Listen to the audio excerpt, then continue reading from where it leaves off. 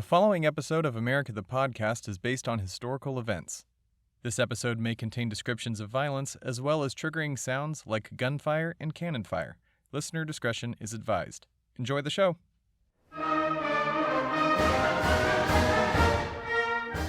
This episode of America the Podcast is brought to you by the Real American Living Wage.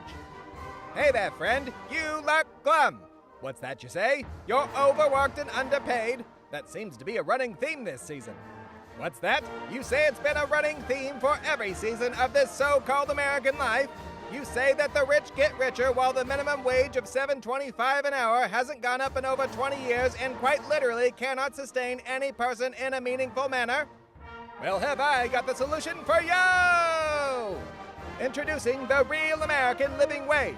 With the Real American Living Wage, you can achieve such unbelievable feats of capitalistic strength such as paying rent on time, buying enough food for you and your family, paying all of your utility bills without having to choose between them, and introducing our brand new feature, enjoying yourself once in a while. What's that? You say your state would never approve such a thing? Well, it sounds like you may need to upgrade to the full American Revolution package. That's right. Not only does the Real American Revolution package come with a guaranteed living wage, but you won't have to worry about those pesky politicians holding back progress any longer. That's the Real American Living Wage and the full Real American Revolution package upgrade, available wherever freedom is sold.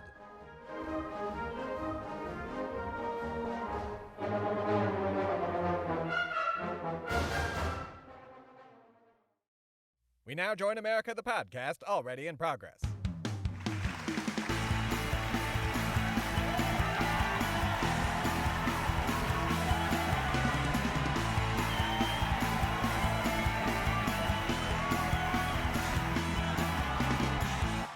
My point is, I don't know as if I truly believe in life after love, but what I can say for certain is that I do believe in ghosts. Mostly because I've become friends with several specters over the years. Not close friends, mind you, but close enough to ask some of them to haunt people that piss me off. So watch your back. Right on, man. That was weird. You're a weird guy. Thank you. So what have you been up to the past couple weeks? I went clubbing in Antarctica. Like some billionaire pop-up club or something? No, but I like where your head's at. Definitely going to invest in something similar. No, this was a different kind of clubbing. Different kind of? Oh, no. Dude, you didn't go hunt seals again, did you? No, we weren't hunting them this time. We were protecting a waddle of penguins and their eggs. Oh, well, that's messing with nature, but at least the penguins are okay? As are their eggs. If those damned seals had gotten to them, it could have completely killed the harvest. Harvest? Oh, yes. Penguin eggs make fantastic omelets. Oh, we should serve them at that pop-up club in Antarctica before it melts in 10 years. Make it a brunch thing. Wait, Antarctica will be gone in 10 years? Yes, so I would get a boat if I were you. I'll sell you one of my yachts at a discount. Gee, thanks. You are welcome. Irregardless of the inevitable worldwide flood that will likely kill every soul on the planet, it will be nice to visit the pyramids under Antarctica without taking the secret elevator. Wow, that is just too much to unpack. That's probably for the best. I keep getting in trouble for letting out secrets like that. Instead, I believe we should get to our next story. I even brought notes. Wow, honestly kinda shocked you prepared. Right? I have no idea what came over me.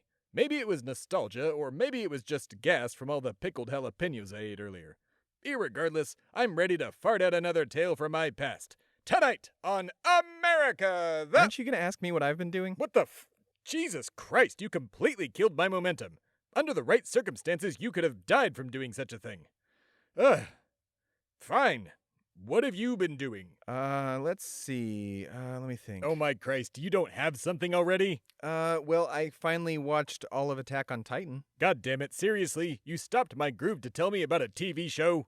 I mean, it's pretty good. No way's that show good enough to warrant an interruption of my very important voice when I'm saying my very important things. I mean, yeah, dude, it's that good. Wait, seriously? It's that good? Yeah, it's incredible. Well then, I must watch every single episode, and I will do so while my theme song plays. Tonight on America, the podcast.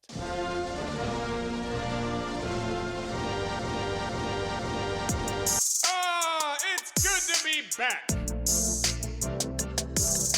Hello, America. It's America, the podcast. So what'd you think? Totally worth it. Easily the greatest thing ever produced in America, second only to my greatest of shows, America, the podcast. But it's from Japan. But they spoke American. Okay, well, for one, the show is recorded in Japanese and then dubbed in English. 2, the language is called English, not American. And 3, multiple countries speak multiple languages, including America. Fascinating, but probably wrong because I didn't say it. Irregardless, I'll be damned if I have to wait until winter 2022 for the last half of Season 4. I must know what happens to Eren Yeager. Oof, yeah, that wait's gonna suck bad. Indeed. So, you ready to start the new episode? Double indeed. Okay, what are we doing today? This week I will be regaling you commoners with the story of how I saved John Hancocks' fish dinner. I also warned the towns of Lexington and Concord about an impending attack, but the fish were the most important part. At least to John. Why was it so important? It was really good salmon. As good as Attack on Titan is awesome. Our story begins at the First Continental Congress and... Actually, you know what? This part is boring. But it's a major historical event. And I had nothing to do there but take notes. I would have been a representative, but John Adams beat me to it. The entire event was 56 sweaty men yelling at each other and not agreeing on a thing. The only thing the podcast listener would hear is a bunch of shouting and the word liberty now and again. If you want to see a decent representation of the First Continental Congress, just go watch John Adams on HBO, starring actor and fellow Skull and Bonesman, Paul Giamatti. What? Paul Giamatti's in the Skull and Bones? Crazy. Yes, he is, and that's all I can say about that. Paul knows way too many of my deep, dark secrets. Like what? Like the time you almost got me. Touché, Timothy. But enough about my secret affair with John Quincy Adams. I'd rather talk about John Hancock and his fish. Wait, what? John Hancock's fish. Clean out your ears. That's not... Just tell the story.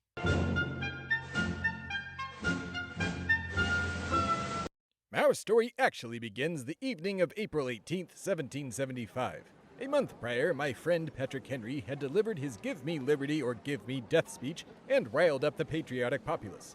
Feeling patriotic AF myself, I decided to do some reconnaissance for Paul Revere's spy network, the Mechanics. Weren't the Mechanics only artisans? Jesus, you can't let me go 3 lines without interrupting. But yes, well, that was not my main job, as I was and am a member of the aristocracy. I did have my hobbies. I used to make swords, eventually sold some to friends, and was commissioned to make various pieces for people like General Washington and John Jay. Well, one thing led to another, and I ended up controlling most of the steel in America. My real art is making money out of absolutely everything. Of course it is. So what kind of spying were you doing? Well, it wasn't so much spying as it was, how should I put this, stooping General Thomas Gage's wife, Margaret Campbell Gage, who would occasionally give me information on what old Tommy G was doing. You were having an affair with Thomas Gage's wife? Also, we don't have to see or hear that, do we? Oh no, my sexual exploits are too incredible for human eyes and ears to behold, unless you're involved in the exploit itself, that is. As for the affair, the Gages had an open relationship, plus the affair was good for the cause. Yes, if you needed a honeypot operation performed, you would call me. Fun fact, my sexual escapades and espionage later inspired James Bond after I hung out with Ian Fleming for an evening in Jamaica. I don't believe you. Well, fine then. I guess you won't be getting the real Goldfinger's gun for Christmas this year. Oh, come on. Okay, fine. Will you settle for the Moonraker laser? Hell yeah. Moving on. Midge had told me that her husband was planning on taking troops to confiscate and destroy some weapons caches we Americans had hid in Lexington and Concord. Gage also allegedly planned to arrest Samuel Adams, John Hancock, and myself for obvious reasons. Open relationship or not, Gage did not like me. Upon hearing this, Midge and I slept together 3 more times before I set off to the house of my fellow patriot, Joseph Warren. Dr. Warren then summoned silversmith and artist who ripped off every painting he made, Paul Revere. Explain that. What's to explain? He famously painted an image of the Boston Massacre, as well as other propaganda pieces, all of which he ripped off from other artists. If I explain every minute detail, this will take forever. May I continue? Yeah, sorry. As I was shouting, Dr. Warren summoned Paul to his home and I informed them both of General Gage's plan. After our meeting, me and Paul set off to set up the warning signal at what is now called the Old North Church. When we arrived, we found Robert Newman, the sexton of the church, and informed him to light 2 lanterns as our signal. The 2 lanterns meant that the Redcoats planned to row across the Charles River to Cambridge rather than march out the Boston Neck. 1 if by land and 2 if by sea? Correct. After that, Paul and I each rode back home to get supplies and then met at Boston's North End waterfront where friends of ours waited to row us across the river to Charleston. Once there, we were able to warn Colonel Contant and other Sons of Liberty members about what was happening and confirm they had seen the signals in the North Church Tower. It was at that point I grabbed a drink from the nearby pub, something Paul was not too cool with. What the hell are you doing? We don't have time for this! Paul, we just rode for miles and I need something to drink and eat. Luckily, beer is both. Calm yourself, man. Hurry up and let's go! Yes. After I pounded some brewskis, as we totally used to say back then, Paul and I borrowed some horses from my friend John Larkin, and we were off once again. A short while later, I believe around, 7 p.m., we were nearly captured by a regiment of Redcoats. We then altered our course and headed for Medford, where we were able to alert Captain Isaac Hall of the local militia about the impending attack. I then grabbed another beer while Paul screamed at me from outside, and we were off once again. Sometime later, we safely made it to the home where Sam Adams and John Hancock were staying. Upon arriving, I greeted the gentleman who was guarding the house, and like a true spy, Paul began shouting and potentially giving away our position. Good evening, my friend. Is that Mr. Stard I hear? Indeed it is, my good man. I'm here with... They're coming! They're coming! Those lobster bastards are coming! Mr. Revere, you wake the dead, Paul. Stop making so much noise. Noise?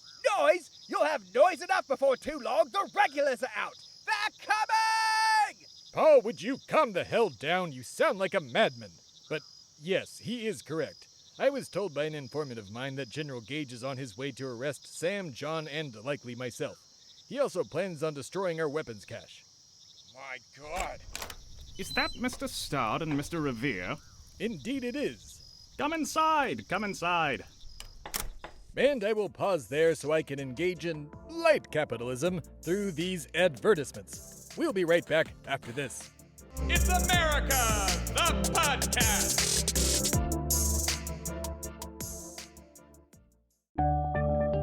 America the Podcast is brought to you by global warming. Global warming. It may not be the apocalypse you want, but it's the apocalypse you're gonna get.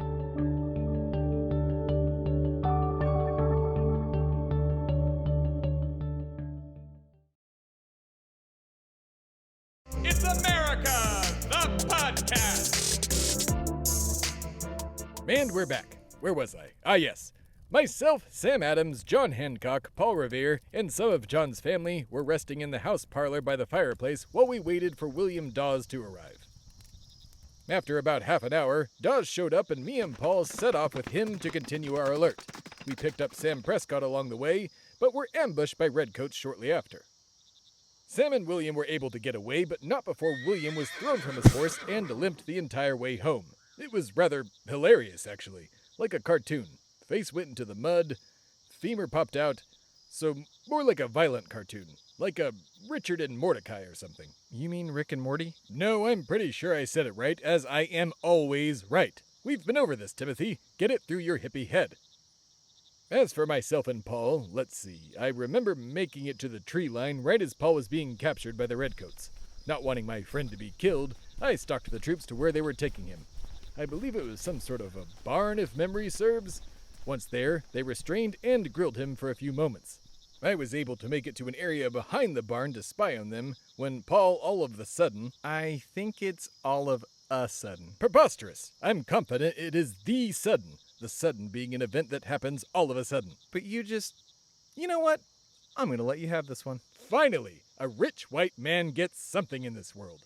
As I was shouting, the soldiers took Paul to a barn for interrogation when all of the sudden, Paul began to spill the beans. You'll never win. Me and the other patriots have already warned the towns. We have 500 militiamen waiting for you, bloody backs. Each one a better shot than the next. But keep going if you want an American musket ball between the eyes. Right. I think we'll risk it. Send a regiment. The soldiers left and returned shortly after to report that Paul was correct, stating they indeed had been fired upon when arriving in Lexington. It turns out the people we had warned thought the invasion was a false alarm and decided to go drink at the bar the rest of the night. The shots the Redcoats had heard had just been the men discharging their guns as to not leave loaded weapons just lying around outside of the bar.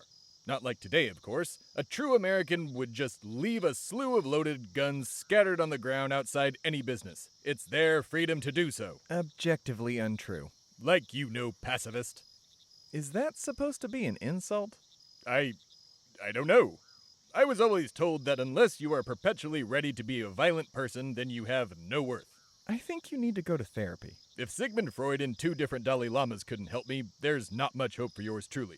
As a former Republican, I prefer to stay in my own delusions. It's much more whimsical that way. Yeah, fair enough. As I was shouting, the regiment returned to let their commander know Paul was indeed telling the quote-unquote truth.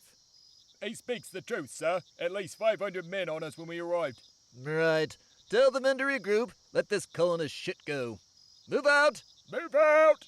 As the soldiers cleared out, I snuck into the barn to find Paul and untie him. Once freed, we hopped on my horse and made haste back to Sam and John to assure they escaped to safety. Upon arriving, we found them still at the home, cleaning their guns and preparing for battle. What in the blazes are you doing here? Preparing for battle. Are you mad, sir? You can't join the fight? Paul is correct. The 2 of you, and most importantly I, might get caught and hung. We must leave here post-haste, my friends. Let 'em come. I'm ready for 'em. Oh my god. John, my friend, I admire not only your patriotism, but your stubbornness as well. I may even support you becoming our leader someday, but I would also like to be alive when that happens. Please, sir, gather your things and let's go to safety before we end up hanging from the trees outside. Thebadias is right, John. We should go. And with that, we loaded the carriages and were off. For a moment. At least until John decided he forgot something. We need to go back. Whatever for? Well, I left some good salmon back at the house. It'll go bad by morning. We cannot go back for salmon. It's really good, though. Ah, I see. Paul, we need to go back. He says it's really good salmon. Damn it! I will go back for it. You keep going. Bring my family too, yeah? Forgot about that lot. Oh my god. Anything else? Yeah, there's a chest of documents that might get us hung if Gage finds them. Lots of Sons of Liberty meeting papers, notes and the like. My god, right. I'm going back. Keep going to safety. Paul made his way back to the house as we carried on down the road. Once he gathered the fish, the family, and the mountain of incriminating paperwork, he set off again to meet up with the rest of us. He only stopped to bury the chest of Sons of Liberty documents in the woods, where he allegedly got some dirt on the fish, which John was less than thrilled about. But that's not important, despite how much I talked it up earlier. Good fish, though. I got to have some after the battles that are coming up. Once Sam and John were safe, I set off for Lexington to make sure the town was prepared. Upon arriving, I found dozens of drunk, unconscious militiamen. I chugged a beer and began to gently wake them from their slumber, not wanting the men, or more importantly myself, to die in a hail of redcoat bullets. Wake the hell up, you fools! The regulars are on their way and will be here within minutes! The men scrambled for their guns and stumbled into position. I myself made it back behind the men to give orders. Before I was able to do so, some well-meaning onlooker decided it was the perfect time to fire at the redcoats. Cease fire, damn you! Cease fire! When that happened, the redcoats opened fire on us without any order given by their commander or any sort of organization. Kind of like the Boston Massacre, except we were ready for them, although just as, if not more, drunk.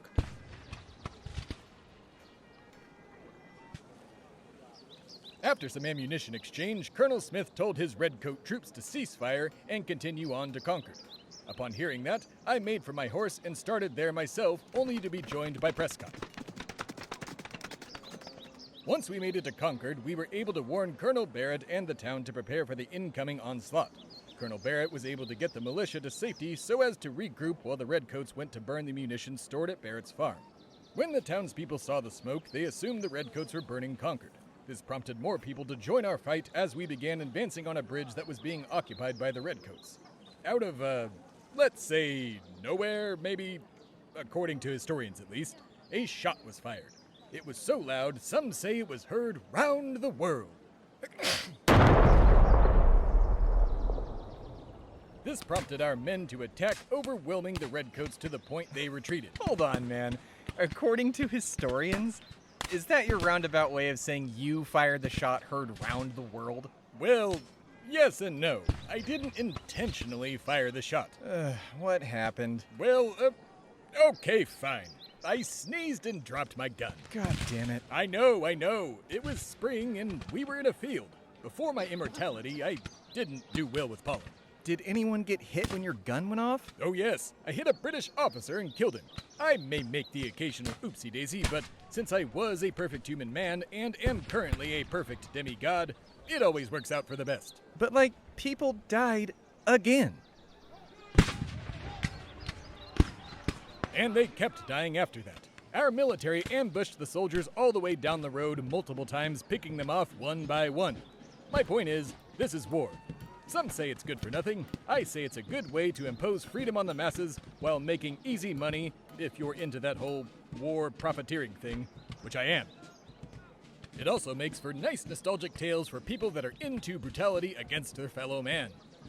Fun fact, a man I grew to know after the battle, who was 78 at the time, took out 10 men before the Redcoats sent a detachment to take him out. The man didn't retreat and killed 3 more attackers before they shot him in the face and bayoneted him several times. The man ended up living 18 more years and told the story over and over and over again. It's so annoying to listen to someone brag about themselves constantly. Yeah, I'm not gonna respond to that. Yeah, damn, that is brutal. Oh, you want more brutality? No, not really. I don't think I said that. Too bad. While retreating, 2 Redcoat soldiers threw their guns into a pond and surrendered to an old woman who later turned them into myself and Colonel Barrett. That doesn't sound violent. She would later rip out the tongues of several British officers just for the fun of it. Didn't even try to enlist in the militia to help out. She claimed she was trying to basically be a good guy with a gun, or scissors in this case. Turns out she was just a serial killer and was arrested later on. No one knew the term serial killer back then, so we just marked her as a witch and let Salem handle it. Jesus, did that happen? Well, no. Not the serial killer part. She just turned in those soldiers and went on her way. Super sweet old lady. Her name was Agnes, if I recall. Made incredible muffins. She gave me a basket of them to share with the militia, but I ended up eating every damn one of them. Then why did you make that up? I was just trying to mess with you for being a pacifist. Don't do that. Keep these episodes as historically accurate as possible. Oh, you want accuracy? Then why don't I get credit for my revolutionist ideas? I mean, I feel like you do. Then why the hell did Paine get all the credit for writing Common Sense? Because he wrote it? Pah! And I bet you also believe that 9/11 wasn't an inside job. Did you cause 9/11? What? No. That was all Dick Cheney. I was just trying to make a point and do some light whistleblowing at the same time.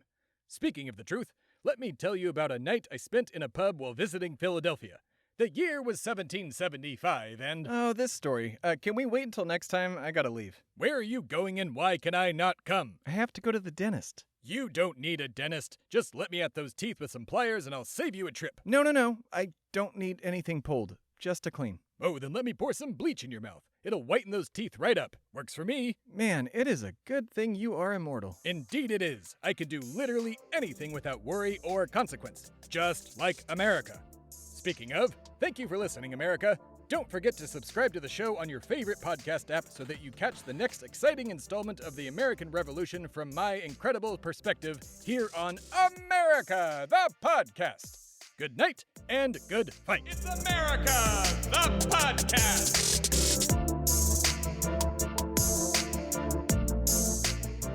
This has been America, the podcast, hosted by me, Theb A Stard, the embodiment of and only hope for America. Tim is also there. You can catch my very important show every week on iTunes, Spotify, Stitcher, YouTube, Shway Media, or wherever you get your podcasts. Go ahead and give my very important show a 5-star review on one of those fancy apps while you're at it. I command it. You can also hear the show and access more content such as transcripts and research material at AmericaThePodcast.com. And don't forget to watch Rapid Fire News and other very important segments on TikTok and Instagram at America the Podcast. You can also find my very important show on Facebook and Twitter if you're into that sort of thing. And now to contractually credit the people who help make my very important show possible. America the Podcast is a Shway Media original podcast. Writers for the show include me, Theb A Stard, Tim Phillippe, Alanah Matos, and Michael Sisemore. Since the space-time continuum doesn't allow for audio recording or something dumb like that, I don't know, the voice of Sam Adams was provided by Brad Phillippe. The voice of John Hancock was provided by Michael Sisemore. And the voice of Paul Revere was provided by Tim Phillippe. The mid-show commercial was read by Alanah Matos. Tim and I speak for ourselves. Executive producers for the show are Alanah Matos and Tim Phillippe. Sound design is by Tim Phillippe, and all dialogue is mixed in Shway Media Studios. All research and fact-checking for the show was performed by Michael Sisemore and Tim Phillippe. A full list of research sources for this season of America the Podcast is linked in the description of each episode.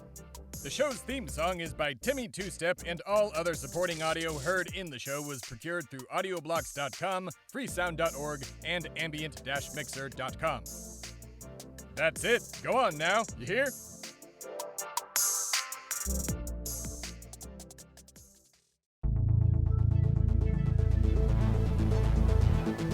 This has been a production of Shway Media, all rights reserved. For more information, please visit shwaymedia.com.